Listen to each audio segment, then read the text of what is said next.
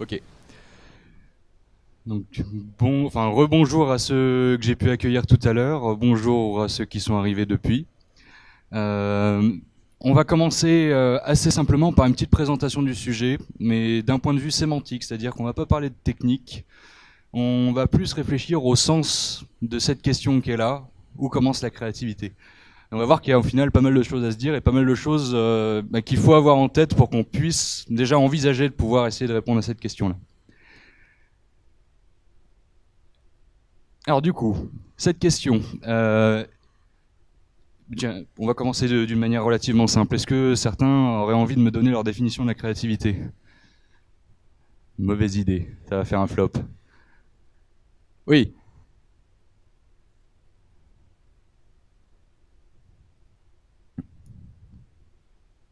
j'ai pas entendu, excuse-moi.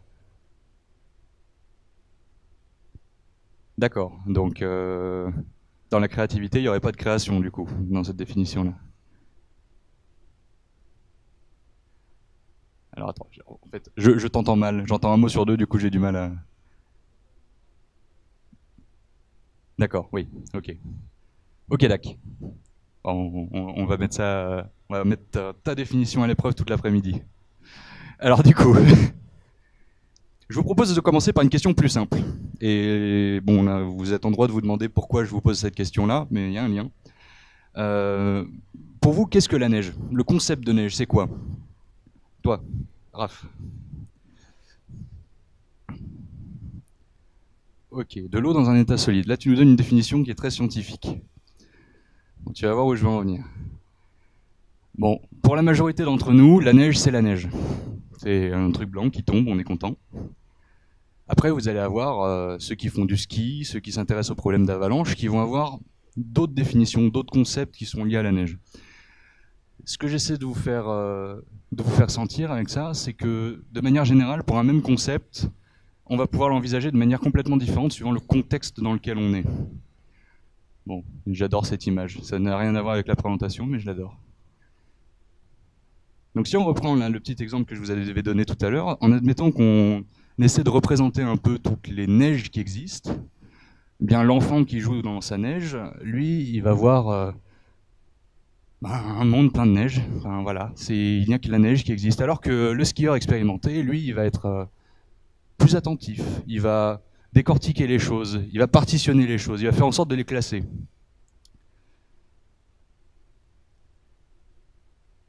Et du coup, voilà, je vous propose une petite question de culture générale qui, je trouve, est relativement intéressante. Dans la langue anglaise, à votre avis, combien il y a de termes qui symbolisent l'idée de neige? À peu près. On est de l'ordre de 1, 2, 10, 20, 15. Ok. Bon, on en est un petit peu loin. Il se trouve que l'évolution culturelle a fait que, au cours du temps, les Anglais, et plus particulièrement du coup les Écossais, ont, disons, voulu définir la neige en suivant certaines précisions. Par exemple, la neige qui tourbillonne n'est pas la même chose que de la neige qui tombe de manière rectiligne, si on suit ce langage-là. Donc la culture fait qu'au final, on parle d'un même concept, mais de différentes manières. Une deuxième question. Après la neige, on passe au chat. Toujours aucun rapport avec le sujet, presque, presque. Il y en a un quand même. Je vous propose, voilà, de considérer ces trois images-là. Et on va faire un petit sondage dans la salle. Qui pense que ce truc-là, c'est un chat? Ok, jusque-là, on est à peu près cohérent avec ce que j'imaginais. Et du coup, cette image qui est au milieu, est-ce que pour quelqu'un, c'est un chat ici? Ok. Oui, alors on enlève ça. Je l'ai vu après avoir fini la présentation, ça. Ok, très bien. Et qui pense que ce qui est à droite est un chat? Très bien. Bon, il n'y avait pas de bonne ou de mauvaise réponse. Le but était juste de constater, je ne sais pas si vous avez regardé un peu autour de vous, les personnes qui sont d'accord pour dire que ce truc-là est un chat ne sont pas les mêmes que ceux qui vont dire que ce truc-là est un chat. Pour une raison simple, c'est qu'on a tous notre contexte différent. Je vous ai posé une question extrêmement générale et vous l'avez interprétée dans votre contexte à vous. Pour vous, pour la majorité d'entre vous, ce truc-là est un chat. Une personne un peu psychorigide dirait que c'est une image de chat, et donc ce n'est pas un chat. Et donc de manière générale, voilà.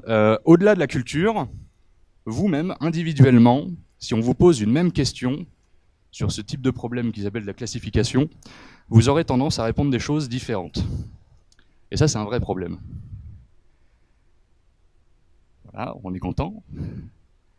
Donc du coup, là, on parle d'un problème qui est bien particulier, qui est le problème de classification. C'est on nous dit, bon bah, ce truc-là, qu'est-ce que c'est? Bon, c'est un ordinateur. Ce truc-là, qu'est-ce que c'est? C'est une bouteille d'eau. Ça, c'est un gobelet. Et donc du coup, quand on parle comme ça, ce qu'on fait, c'est qu'on définit des frontières, de la même manière que la neige tout à l'heure, on définit des frontières entre des concepts. On considère que tel objet tombe dans telle case, tel objet tombe dans telle case. De temps en temps, c'est un peu ambigu, on est sur la frontière. Et ça, c'est un peu gênant. Et c'est un peu gênant aussi du point de vue du langage, et ce qui va nous faire arriver à notre conclusion derrière. C'est que tous les problèmes de classification sont des problèmes mal posés, mathématiquement. C'est-à-dire que suivant le contexte dans lequel on se place, il n'y a pas une unique solution. Et donc si vous posez la question à 50 personnes différentes, potentiellement vous aurez 50 réponses différentes sur des questions du type le chat.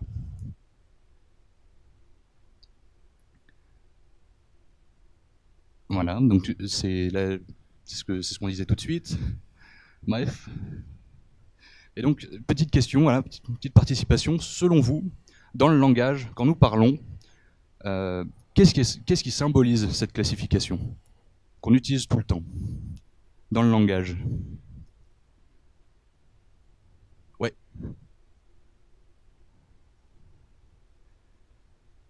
D'accord, mais qu'est-ce qui définit les frontières entre les concepts? Le genre? Pas tout à fait. Ce sont les définitions dans un dictionnaire. Quand on écrit un dictionnaire, notre but, c'est précisément de tracer de représenter les concepts par une définition, c'est-à-dire de définir les frontières qui les séparent de d'autres concepts. On est content. Et donc on en arrive à cette conclusion-là, c'est qu'à partir du moment où les problèmes de classification sont dépendants du contexte dans lequel on parle, et que quand on parle, quand on utilise le langage, en fait on ne fait que classifier les choses dès le moment qu'on cherche à les définir, bien si on n'a pas un langage qui suit le contexte dans lequel on évolue, on dit n'importe quoi. Et c'est là qu'on va arriver à ce qui nous réunit un petit peu aujourd'hui, c'est de s'intéresser du coup à la question de la créativité par l'IA. Il se trouve que il y a un certain nombre de contextes comme ça depuis quelques années que les nouvelles technologies ont tendance à complètement remettre en cause. Le fait de penser, réfléchir. En 1950, Alan Turing a publié un papier fantastique dans lequel il commence par dire que la question est-ce que des machines peuvent penser ou réfléchir, think étant un peu ambigu sur cette question-là, cette question-là ne mérite pas qu'on s'y intéresse. Enfin, ne mérite pas que... bref, on est presque... on a l'idée quoi. Alan Turing va dire que pour être efficace et pouvoir parler de machines, il va falloir s'intéresser non pas à la question de penser, réfléchir, mais plutôt à la question de l'intelligence. Et il va formuler en 1950 une nouvelle définition de l'intelligence, une définition faible, qui dit qu'on est aussi intelligent que ce qu'on peut faire croire que l'on est. C'est toute la question de The Imitation Game, qu'on a traduit en français un peu lâchement par le test de Turing, avec un manque d'originalité un peu flagrant. Bref. Donc ça, voilà, ça c'est Turing en 1950, qui dit, bon ok, la définition de l'intelligence qu'on a aujourd'hui, d'entrée, elle exclut les machines. Parce qu'à l'époque, l'intelligence, ça naît dans des individus, des êtres vivants. À partir du moment où on a cette définition-là et qu'on s'intéresse à la question est-ce qu'une machine peut être intelligente, bon la réponse est non. Par définition, c'est pas possible. Donc il a fait évoluer le concept, il a fait suivre cette définition, il a fait suivre il a suivi le contexte dans lequel il vivait, le contexte dans lequel il étudiait, pour pouvoir répondre à cette question. Si j'y arrive, c'est un peu lent. Voilà, c'est ce papier-là en particulier, si ça vous intéresse, fantastique. Dans ce papier-là, il a littéralement prédit tout ce qui s'est fait en termes de machine learning jusqu'aux années 90, en 1951. C'est balèze le mec. Alors, on peut s'intéresser à d'autres mots. Là, on s'est intéressé à la question de penser, réfléchir. On s'est intéressé à l'intelligence. Alan Turing a réfléchi sur la question. On peut s'intéresser à la curiosité. Et là, je vous conseille un autre papier, si ça vous intéresse, qui s'intéresse du coup à l'implémentation de la curiosité dans une IA. Et au final, le but est de faire en sorte que pendant que l'IA évolue dans son domaine, généralement, ce qu'on fait pour qu'elle évolue dans la bonne direction, c'est on lui donne des récompenses en fonction de ses actions, des récompenses mauvaises, enfin des récompenses négatives si elle fait quelque chose de mauvais et quelque chose de positif dans le cas contraire. Et là, on va rajouter des récompenses qui viennent de l'IA elle-même. Son but à elle est de prévoir ce qu'elle-même va faire si elle fait une certaine action. Ce qui l'oblige à se projeter dans le futur et à s'intéresser à des choses qui potentiellement pourraient lui être favorables. Ensuite, on pourrait s'intéresser à un autre mot, l'empathie. L'empathie, c'est quoi? C'est ni plus ni moins que le fait de se mettre à la place de l'autre. Mais du coup, je vous propose un nouveau petit test. Imaginons qu'on parte de cette image-là, et on la modifie par deux traitements différents. Selon vous, laquelle de ces deux images est la plus proche de celle-ci? Est-ce que c'est celle-là?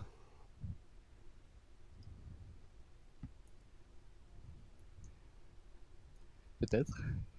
Et donc la majorité considère que c'est plutôt celle-là, oui? Ou vous êtes timide d'un coup là? Ok. Alors en pratique, la grosse majorité des distances mathématiques vous diront que cette image est beaucoup plus proche de cette image que celle-ci. Sauf que 95% des êtres humains vous diront que c'est celle-là. Et si je vous en montre une deuxième, on part de cette image-là et on la modifie de deux façons différentes. Est-ce que quelqu'un pense vraiment que ça, c'est proche de ce qu'il y a au milieu? Non. Par contre, vous êtes tous d'accord pour dire que ça, c'est plus proche. Eh bien, même chose, toutes les distances mathématiques qu'on utilise visuellement vont vous dire que celle-là, elle est plus proche. Et donc, imaginons, l'espace d'un instant, qu'on ait un réseau de neurones qui sache faire ça. Prédire, en lui donnant une image et deux versions modifiées de cette image, laquelle un être humain considérait comme étant la plus proche. Est-ce qu'il ferait preuve d'empathie pour autant? Ouais, ça colle à la définition, mais ça nous gêne un peu, non? Non, mais par rapport à la définition du fait de se mettre à la place de l'autre. De l'être humain de manière générale. L'être humain qui, du coup, donnerait la réponse à l'opposé de ce que les mathématiques nous donneraient de manière générale, et donc, du coup, ce qu'on implémenterait de manière générale en algorithmie. Est-ce que c'est de l'empathie? Bon. Peut-être une définition à faire évoluer.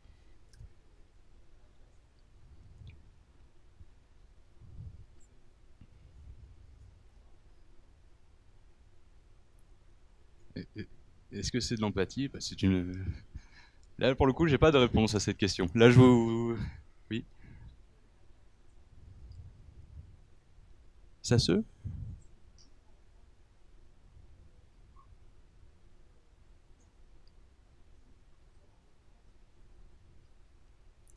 D'accord, parce que du coup, il s'entraînerait sur... Oui. Bah, ça dépend ce qu'on lui donne à manger. Ouais. Oui, mais très clairement, bah là, toutes les méthodes de machine learning qu'on utilise en ce moment sont basées sur les données. Donc oui, suivant les données qu'on lui donne en entrée, très clairement, il va faire des choses de manière totalement différente. Je vais vous donner des exemples qui n'ont rien à voir, mais qui se basent sur la même chose. Le Rembrandt que vous avez là n'est pas un vrai Rembrandt. Ça a été fait par Microsoft et une équipe de chercheurs il y a 2 ans de mémoire, 3 ans peut-être. C'est pas écrit, c'est pas grave, c'était pas sur cette fiche. De la même façon, bon bah là on a donné un réseau de neurones à manger des Rembrandt. Bon bah derrière, on lui a demandé de recréer un Rembrandt, il allait pas nous créer un Picasso très clairement. Il ne connaissait pas ces concepts-là, il connaissait que le Rembrandt. Bref, on s'éloigne un peu du sujet. Par rapport à la question de l'empathie, voilà, le papier qui du coup présente cette méthode neuronale pour prédire ce que l'être humain donnerait comme similarité la plus proche, disons, entre une image et sa version modifiée, c'est celui-ci. Très intéressant aussi. Et du coup, je vous propose que tout cet après-midi, on s'intéresse à ce dernier mot, qui est un petit peu le petit dernier. C'est assez récent qu'on s'intéresse à la question vraiment de la créativité par IA. On a parlé de génération depuis quelques années déjà, là on commence à voir émerger les idées de créativité. Et donc le but de cet après-midi, c'est vraiment de retourner cette question dans tous les sens. Cette question qui... où commence la créativité? Donc là, j'espère que vous êtes prêts à abandonner l'idée que vous vous faites de la créativité pour réfléchir au concept général qu'il y a derrière ça, puisqu'on a vu que les définitions sont un peu embêtantes dans ce niveau-là. Vous prenez n'importe quel petit Larousse, il va vous dire que la créativité, c'est un individu qui va être à l'origine de ça, c'est-à-dire un être vivant, qu'il soit animal ou végétal. Donc à partir du moment où on a une définition stricte du petit Larousse, on a perdu. Donc là, notre but, ça va être de réfléchir au-delà de ça cet après-midi. Ok? Où est-ce que j'en étais? Très bien, voilà, c'est notre question pour l'après-midi. Et donc je vous propose, voilà, 2-3 petites questions en plus, au cas où vous n'en ayez pas encore assez. Cette œuvre a été vendue chez Christie's il y a 4 mois pour la... Reste avec moi toi, perdu. Il est là. Pour la modique somme de 400 000 dollars, grosso modo. Ça a fait beaucoup de bruit pour un certain nombre de raisons. La première étant que le mode d'entraînement de l'IA derrière fait dire à certains que cette œuvre n'est ni plus ni moins qu'une espèce de mix entre toutes les œuvres qui ont déjà été vues, donc il n'y a pas d'originalité. On va en discuter dans l'après-midi. D'autres personnes ont un petit peu jalousé sur le fait que la personne qui a vendu ceci, enfin le collectif qui a sorti ceci, avait utilisé un algorithme en open source pour le générer. Mais ça, c'est un autre problème. On parlera de la propriété intellectuelle avec Charlotte Baldassari sur ce genre de questions. Et puis je crois que c'est à peu près tout pour cette introduction. Du coup, j'espère que vous allez passer une excellente après-midi en notre compagnie et vous allez apprendre plein de choses, vu que c'est le but. Merci.